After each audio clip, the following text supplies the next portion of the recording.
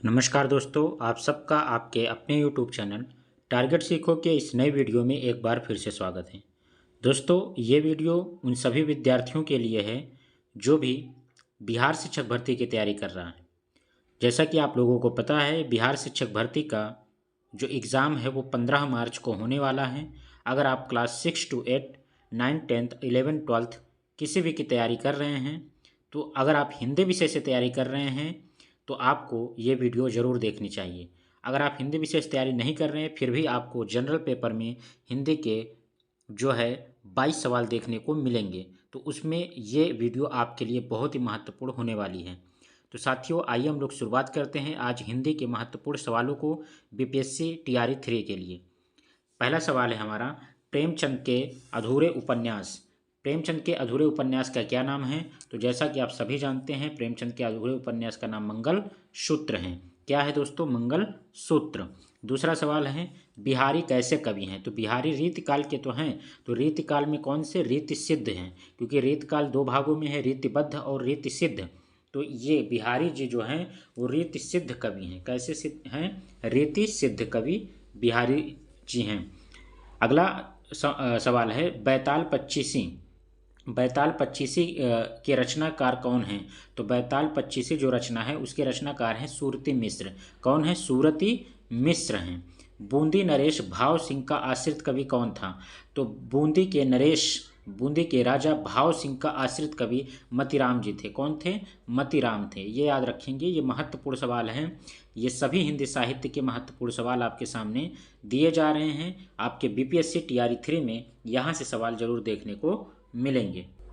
अगले सवाल की तरफ बढ़ते हैं दोस्तों। अगला सवाल है हमारा यहाँ पे, अपभ्रंश के प्रथम महाकवि। ये महत्वपूर्ण है। अपभ्रंश के प्रथम महाकवि कौन है? तो स्वयंभू हैं। कौन है? अपभ्रंश के प्रथम महाकवि स्वयंभू हैं। अपभ्रंश का प्रथम कड़वक बंद कौन सा है? पौम चरिऊ। किसका है ये? स्वयंभू का ही है, पौम चरिऊ। अपभ्रंश का प्रथम वैयाकरण, ऐतिहासिक वैयाकरण कौन है? तो अपभ्रंश का प्रथम जो ऐतिहासिक वैयाकरण है उसे हेमचंद को कहा जाता है। किसे कहा जाता है? हेमचंद्र को। हिंदी का पहला कवि कौन है? शरहपा है। मोस्ट इंपॉर्टेंट है ये सवाल आपके एग्जाम के लिए, यहाँ से सवाल जरूर बन सकता है। हिंदी की पहली रचना कौन सी है? तो हिंदी की पहली रचना है श्रावकाचार। किसकी रचना है? ये देवसेन की है। किसकी है? देवसेन की श्रावकाचार हिंदी की पहली रचना है। अगले सवाल की तरफ बढ़ते हैं दोस्तों। अगला सवाल है, प्रथम 12 मासा वर्णन का प्रयोग सबसे पहले किसने किया? तो बीसल देव रासो में। किसमें किया गया? 12 मासा का वर्णन सबसे पहले बीसल देव रासो में किया गया। बीसल देव रासो किसकी रचना है? नलपति नाल की है। किसकी है? नरपति नाल की है बीसल देव रासो। प्रथम मुस्लिम कवि की रचना कौन सी है? पहले मुस्लिम कवि जिनकी रचना है संदेश रासक। कौन है वो? वो है अब्दुल रहमान। कौन है संदेश रासक के रचयिता? तो अब्दुल रहमान है संदेश रासक के। अवहट्ट का प्रथम प्रयोग किसने किया था? अवहट्ट का सबसे पहले प्रयोग किया था विद्यापति ने। किसने किया था दोस्तों? विद्यापति ने किया था। किसमें किया था? कीर्तिलता में किया था। किसमें? कीर्तिलता में सबसे पहले विद्यापति ने अवहट्ट का प्रयोग किया था, अवहट्ट भाषा का प्रयोग किया था। भक्ति के प्रवर्तक कौन है? रामानुजाचार्य हैं। कौन है? रामानुजाचार्य जो हैं वो विशिष्टाद्वैतवाद के भी और भक्ति के प्रवर्तक कहे जाते हैं। अगला सवाल है दोस्तों, प्रथम सूफी कवि कौन है? तो असाइद है। कौन है प्रथम सूफी कवि? असाइद है। असाइद की एक रचना बताइए, तो आप लोग कमेंट करिएगा। असाइद की एक रचना हंसावली है क्या? जी हाँ, हंसावली जो है असाइद की एक रचना है। हिंदी की आदि कवित्री किसे कहा जाता है? तो हिंदी की आदि कवित्री कहा जाता है मीराबाई को। मीराबाई को। अच्छा, आधुनिक काल की आदि कवित्री किसे कहा जाता है? तो आधुनिक काल की आदि कवित्री आप कमेंट करके जरूर बताएंगे किसे कहा जाता है। अगले सवाल की तरफ बढ़ते हैं। कृष्ण भक्ति काव्य काल का प्रसिद्ध काव्य कौन सा है? तो कृष्ण भक्ति काल का प्रसिद्ध काव्य है सूरसागर। किसके द्वारा रचित है? सूरदास जी के द्वारा। सूरदास जी के द्वारा सूरसागर लिखा गया है। भक्ति काल का सबसे प्रसिद्ध काव्य है।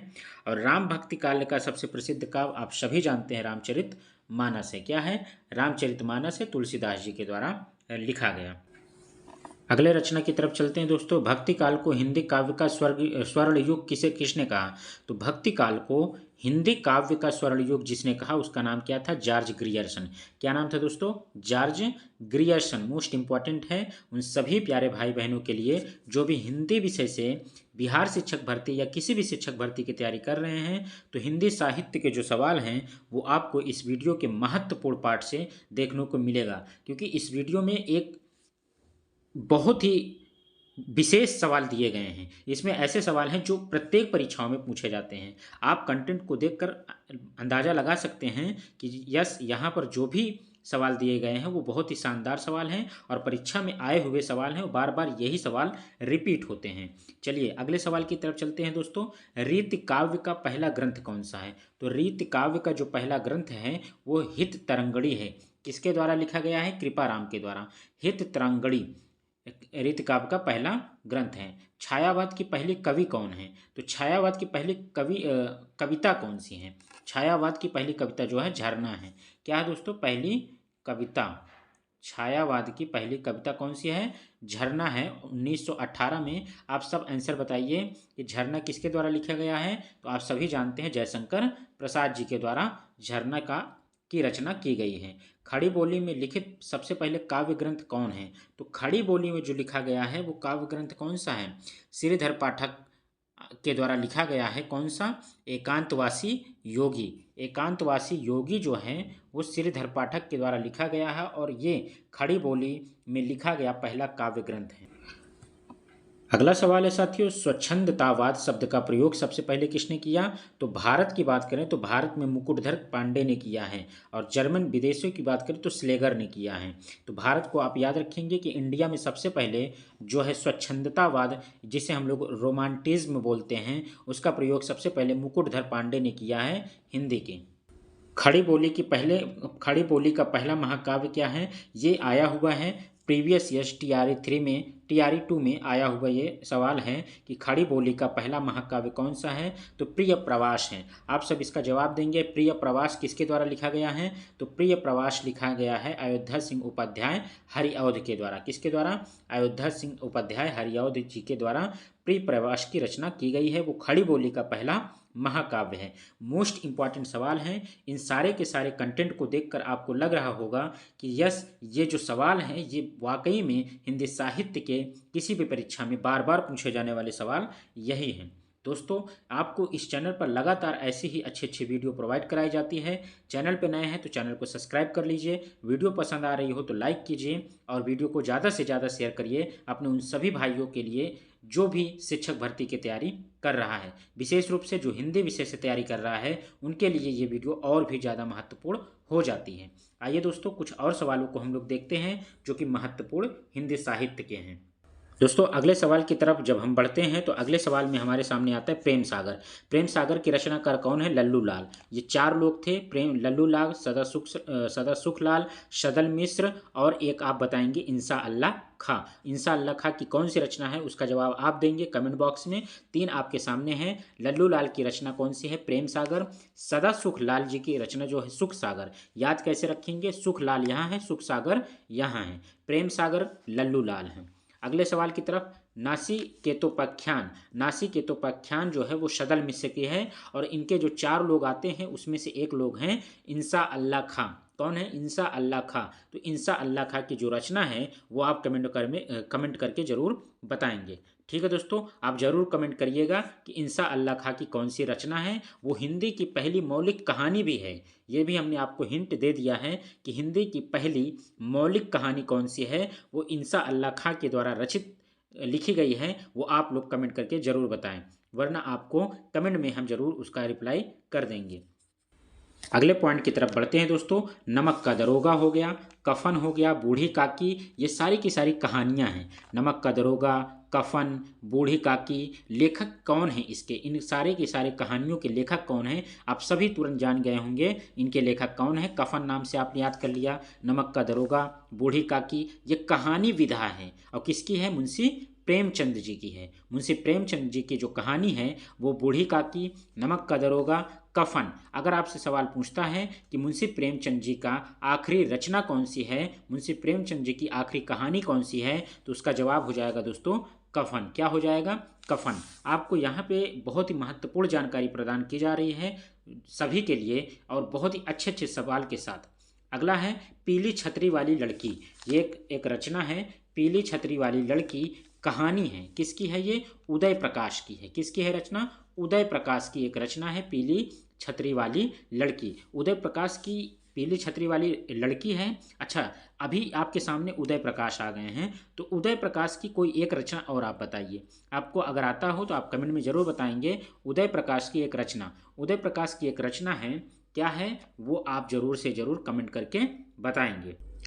महत्वपूर्ण वो उपन्यास है, वो उपन्यास आप जरूर बताएंगे। उदय प्रकाश का एक महत्वपूर्ण उपन्यास मोहनदास। जी हाँ दोस्तों, उदय प्रकाश का एक महत्वपूर्ण उपन्यास है, क्या है? मोहनदास। मोहनदास। तो मोहनदास भी आप याद रखेंगे किसकी रचना है? उदय प्रकाश की रचना है। पीली आंधी, पीली छतरी वाली लड़की तो कहानी है, पीली आंधी उपन्यास है प्रभा खेतान की। किसकी? प्रभा खेतान की एक महत्वपूर्ण उपन्यास है पीली आंधी। अगला सवाल है, निराला जी को साहित्य में सबसे पहले किसने प्रतिष्ठित किया? निराला जी को जो है सबसे पहले जो प्रतिष्ठित किया साहित्य के क्षेत्र में, रामविलास। किसने? रामविलास शर्मा जी ने। किसने किया? रामविलास शर्मा। निराला जी को क्रांतिकारी कवि भी कहा जाता है। सूर्यकांत त्रिपाठी निराला। निर्गुण भक्ति काव्य का प्रमुख कवि कौन है? निर्गुण की बात करते हैं, कबीरदास जी का नाम तुरंत याद आता है। कबीरदास जी को निर्गुण भक्ति काव्य का प्रमुख कवि माना जाता है। अगले सवाल की तरफ चलते हैं दोस्तों। निशा निमंत्रण। देखिए, नाम देखेंगे, इसके बाद वाला तो आपको तुरंत आ जाएगा। निशा निमंत्रण, मधुबाला, मधुशाला। याद आया? मधुशाला, मधुशाला, मधुकलश। अब आप इसका जवाब जान गए होंगे। इन सब के रचनाकार कौन हैं? अमिताभ बच्चन के पिताजी श्री हरिवंश राय बच्चन। कौन है? निशा निमंत्रण, मधुबाला, मधुशाला, मधुकलश, इन सब के रचनाकार जो हैं वो है हरिवंश राय बच्चन। हरिवंश राय बच्चन जी को आप जरूर याद रखेंगे। मधुशाला आपको याद होगी। पंच परमेश्वर, ये भी एक महत्वपूर्ण, जो पंच परमेश्वर हो गया, पूस की रात हो गई, ये सब मुंशी प्रेमचंद जी के द्वारा लिखा गया है। किसके द्वारा? मुंशी प्रेमचंद जी के द्वारा लिखा गया। पूस की रात और पंच परमेश्वर। करबला, संग्राम, ये सारे के सारे क्या हैं? नाटक हैं। किसके हैं ये? प्रेमचंद जी के नाटक हैं करबला और संग्राम। ये दोनों नाटक हैं, करबला और संग्राम। दो ही नाटक हैं मुंशी प्रेमचंद जी के, करबला और संग्राम। पल्लव के रचयिता कौन है? तो पल्लव जो कहानी जो एक रचना है उसके रचयिता हैं कौन? उसके रचयिता हैं सुमित्रानंदन पंत। सुमित्रानंदन पंत को ही प्रकृति का सुकुमार कवि भी कहा जाता है। प्रकृति का सुकुमार कवि किसे कहा जाता है? सुमित्रानंदन पंत को कहा जाता है। छायावाद का मैनिफेस्टो किसे कहा जाता है? इसी रचना को, पल्लव जो रचना है, इसी को छायावाद का मैनिफेस्टो भी कहा जाता है। ठीक है दोस्तों। साथियों, आपको लग रहा होगा ये जो भी सवाल हैं ये बार बार परीक्षाओं में रिपीट हुए सवाल हैं और यही आपके बीपीएससी TRE 3 में भी हर एक लेवल पर पूछा जाएगा। अगले सवाल की तरफ चलते हैं। प्रगतिवाद उपयोगितावाद का दूसरा नाम है, ये किसने कहा? नंद दुलारे वाजपेयी ने कहा कि प्रगतिवाद उपयोगितावाद का ही दूसरा नाम है। प्रथम सूफी प्रेमाख्यान के रचयिता कौन हैं? तो पहले सूफी प्रेमाख्यान के रचयिता असाइद हैं। अभी अभी हम लोगों ने पढ़ा था असाइद या फिर मुल्ला दाऊद। वैसे पहले तो असाइद ही हैं। असाइद की एक रचना अभी हमने आपको पढ़ाया था, बताया था। आप जरूर इसका कमेंट में जवाब देंगे कि असाइद की रचना कौन सी है। तो असाइद की जो एक रचना है हंसावली, आपको अभी बताया गया था। प्रभु जी तुम चंदन हम पानी, ये पंक्ति किसकी है? रैदास की है। किसकी है दोस्तों? रैदास, जिन्हें हम रविदास के नाम से भी जानते हैं, उनकी यह पंक्ति है, प्रभु जी तुम चंदन हम पानी। अच्छा, आप ये बताइए कि रैदास जी के गुरु का क्या नाम था? तो रैदास जी के गुरु का नाम आप सभी जानते हैं। जैसा कबीरदास जी के गुरु कौन थे? रामानंद, वही रैदास के भी गुरु थे। अपभ्रंश और ब्रज को मिला देंगे तो कैसी शैली हो जाएगी? पिंगल शैली। और उसके बाद अपभ्रंश और राजस्थानी को जब मिलाएंगे तो डिंगल शैली हो जाएगी। ये याद रखेंगे, यहाँ से सवाल पूछा जाता है। सज्जन, कामना प्रसाद जी की कैसी विधा है? तो जनशंकर प्रसाद जी का नाटक है कौन कौन सा? सज्जन और कामना। झंकार रचना किसकी है? मैथिली शरण गुप्त जी की एक रचना है झंकार। भारत भारती किसकी रचना है? वो भी मैथिली शरण गुप्त जी की है। मैथिली शरण गुप्त को ही राष्ट्र कवि की संज्ञा दी गई है। आधुनिक युग का तुलसी किसे कहते हैं? तो मैथिली शरण गुप्त को कहते हैं आधुनिक युग का तुलसी। आधुनिक युग का सूरदास किसे कहते हैं? अयोध्या सिंह उपाध्याय हरिऔध को आधुनिक युग का रविदास सूरदास भी कहते हैं। दोस्तों, ये एकमात्र वीडियो जिसमें हमने आपको कुछ 30 से 40 सवाल बताए हैं जो कि आपके सभी एग्ज़ाम में जहाँ भी आपका हिंदी साहित्य पूछा जाता है उन सभी एग्ज़ाम में बार बार यही सवाल रिपीट होते रहते हैं। आप लोग इस वीडियो को ज़्यादा से ज़्यादा शेयर कीजिए। वीडियो पसंद आ रही हो, कंटेंट अच्छा लगा हो तो एक बार कमेंट करके ज़रूर बताएं। वीडियो को लाइक करें, शेयर करें। चैनल पे नए हैं तो चैनल को सब्सक्राइब करें। आइए हम लोग इसके बाद एक नई वीडियो में आपको 20 से 30 सवाल और देते हैं जो कि हिंदी साहित्य के लिए बीपीएससी टीआरई 3 के लिए महत्वपूर्ण होने वाली होगी। तब तक हम लोग दोस्तों इस वीडियो को पूरा देख लीजिए और इसे ज़्यादा से ज़्यादा शेयर कर दीजिए। मिलते हैं एक नए वीडियो में, तब तक के लिए नमस्कार, धन्यवाद।